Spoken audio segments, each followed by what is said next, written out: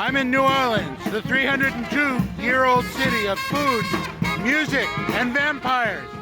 Gonna drink myself silly, dance myself stupid. I'm gonna have such a good time, you gon' slap your mama.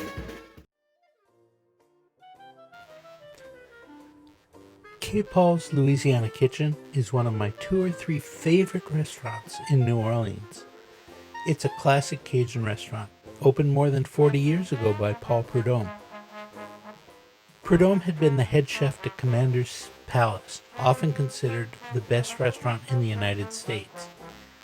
He opened Paul's with his wife in 1979 and continued to run it until he died in 2015. Prudhomme is credited with introducing many Cajun specialties to the rest of the United States. Blackened Redfish was one of his most popular creations. Paul's is now run by executive chef Paul Miller, who's Prudhomme's nephew. Paul's is in the heart of the French Quarter on Charter Street. It serves delicious, innovative, and classic Cajun and Creole food. It's hopping any night of the week from Tuesday through Saturday, and it's very popular.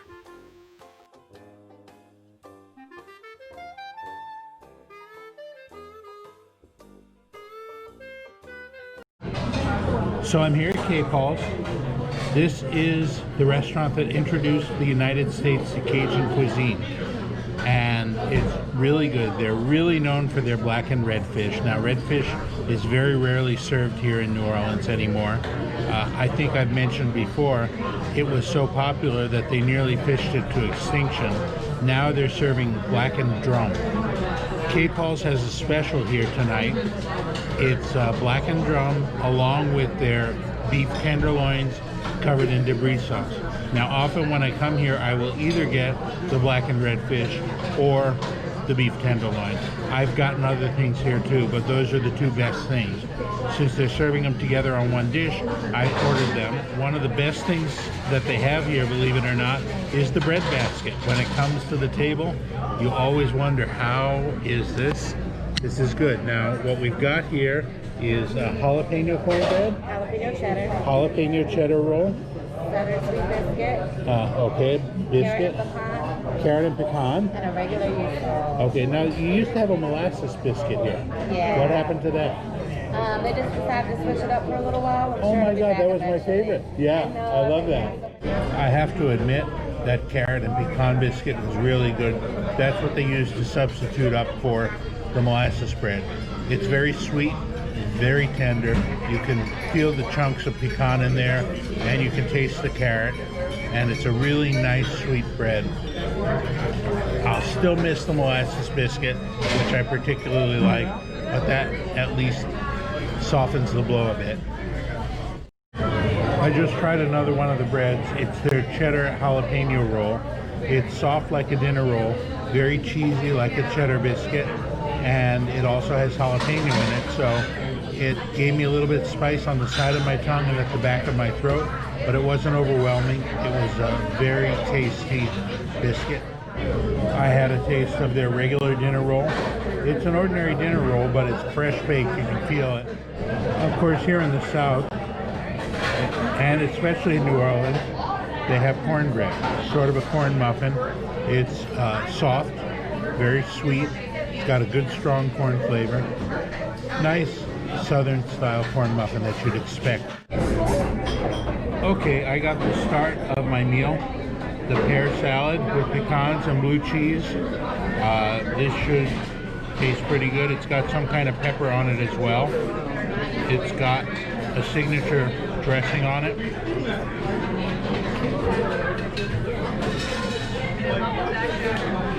I've always liked salad with fruit in it. It makes for a nice combination.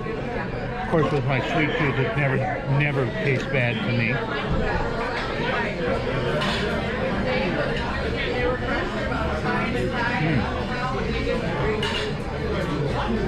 That's very nice. The dressing is slightly tangy, but it's also much more sweet than most dressings I remember. It's sweeter even than a balsamic vinaigrette. I would guess it's probably like a honey vinegar dressing of some type. It might be a little too much with the pear, but what the heck. That's tasty. The pear and the blue cheese temper each other somewhat, so it's not too sweet because the saltiness and the funk of the blue cheese help to balance everything out. This is the kind of place when you come, you just wish you were hungrier.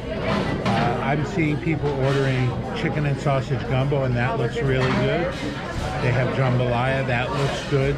They have all kinds of different main courses. One of the things they have here is a panade veal. I don't think I've ever gotten that before. I did get a bronze chicken breast, which is about the same kind of thing, and that was very tasty. The Paul Prudhomme recipes are just beyond compare. They're just very nice, good, balanced, tasty meals, and just makes you wish you could eat more. One thing I have to say is that all of the people I've met here in New Orleans, they're very nice, they're very laid back, they're very friendly. Now, I guess when I come here, I'm living in kind of a bubble. I spend a lot of my time in restaurants or in tourist attractions or in the French Quarter, and everybody I meet who's a local is in the service industry here. But still, in other places, I've run into people in the service industry who are just grumpy, they're having a bad day. You say hello and they'll look at you like, what do you mean by that? Well, you don't get that here. Everybody is always friendly, at least everybody I've met so far, and it makes New Orleans a unique place to visit. So what I got here is the surf and turf. That is the beef tenderloin with a debris gravy, which is basically a thick roast beef gravy with pieces of beef in it. Then I got the blackened drum, and it comes with crawfish on top of it. It comes with a side of mashed potatoes and broccoli. Here is the drum. It's a very tender, firm flesh white fish. It's used instead of the redfish, or in other restaurants they sometimes have red snapper. The debris, I had it cooked medium today because I was not in a medium rare mood, though I will often get it medium rare when it's good meat. And very creamy mashed potatoes, as you can see. Classic New Orleans specialty. You either get mashed potatoes or you get grits. These are very good, very buttery. Alright, starting out with the debris.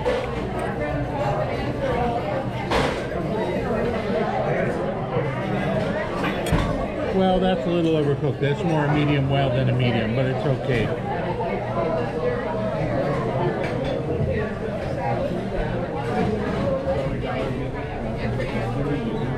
That's a good piece of beef, really flavorful.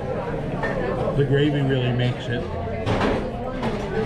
I probably should have ordered it medium rare, and then I would have gotten it medium. Still, it's a nice steak.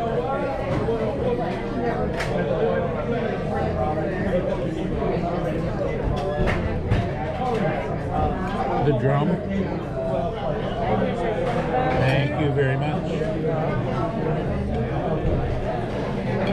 Let me know if you need a steak knife, but usually the fillet melts like butter with a butter knife. So, but if you want a steak knife, I can get it. Okay, thank you.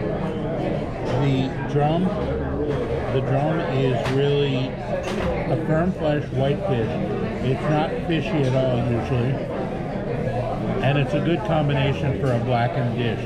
As I've mentioned, I'm not a seafood lover, but in a town where seafood is very fresh, and in places like New Orleans where they cook it right, I do like it, and so I will eat it. Now, they had a really nice wine list by the glass, but I will tell you that their whites by the glass were much better than their reds by the glass, so I ordered a Rombauer Chardonnay. It won't go well with the beef, but it'll go very nicely with the fish. The fish is very, very flavorful, not fishy at all, firm flesh. It comes with crawfish on top. I'm not a crawfish lover. Crawfish is almost always too fishy for me, but I'll certainly try it.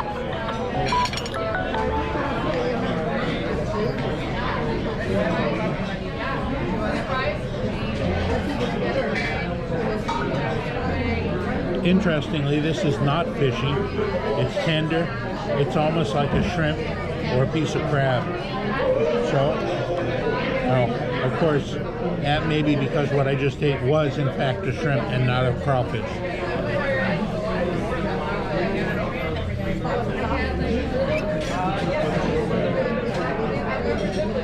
Now I think this is the crawfish.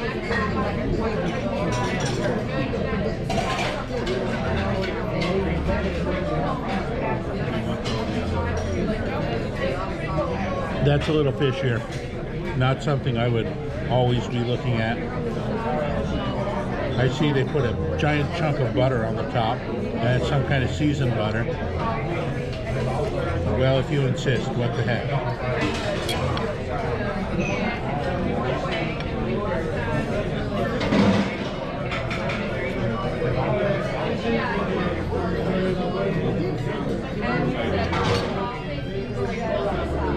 The butter does add a nice dimension to the fish, but I'm starting to taste the saltiness now, so maybe I should do it without the butter for the rest of the meal.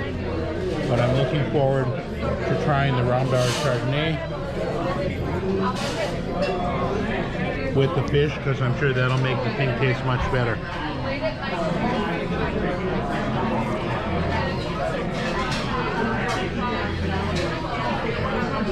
Yes, now with a spicy fish like this, you could probably get something a little bit stronger. You could get a nice mild red, possibly a Rhone wine would go good with this. Something, even a Pinot, because Pinot goes with barbecue. So that kind of wine can go well with the spicy fish. And often you will see people ordering Pinot with, for example, salmon with blackened fish. That could go really well together. But I was more in the mood for a white wine because their white wine list was better than the red wine list. The red wine list was still good, and if you order wine by the bottle, they really had some spectacular bottles of red wine. But I'm not drinking a whole bottle of wine tonight. I'm only drinking a glass. I went with the white. So on the dessert menu here, they have a couple of classic desserts and a couple of standard desserts. First, they have a sweet potato pecan pie, which of course is very New Orleans. I may have to get that. And they also have a bread pudding, which I've been having all over town. I think I'm a little bread puddinged out right now, so I'm not going to do that. They have a custard Marie, which is essentially their version of a creme brulee. And then they have a chocolate hill cake, which is a chocolate ganache cake, or a bundt cake filled with ganache and drizzled with white and dark chocolate. I think the sweet potato pecan pie is the way to go, because you're not going to get it anywhere better than you're going to get it here in New Orleans.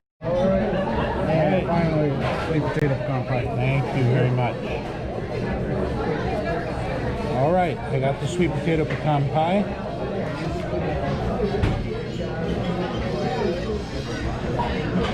Comes with a nice side of soft whipped cream. Got sweet potatoes on the bottom, pecans on the top.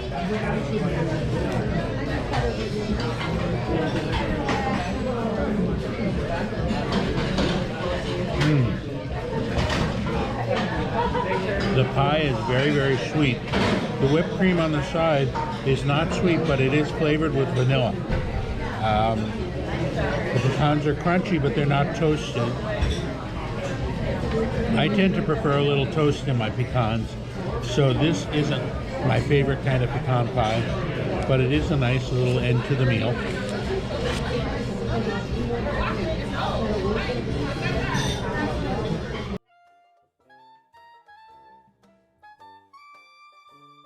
After a nice dinner at Cape Paul's, I was all fueled up and ready to go out into the French Quarter, listen to some great music, do a little bit of dancing, and just overall have a really nice, pleasant evening.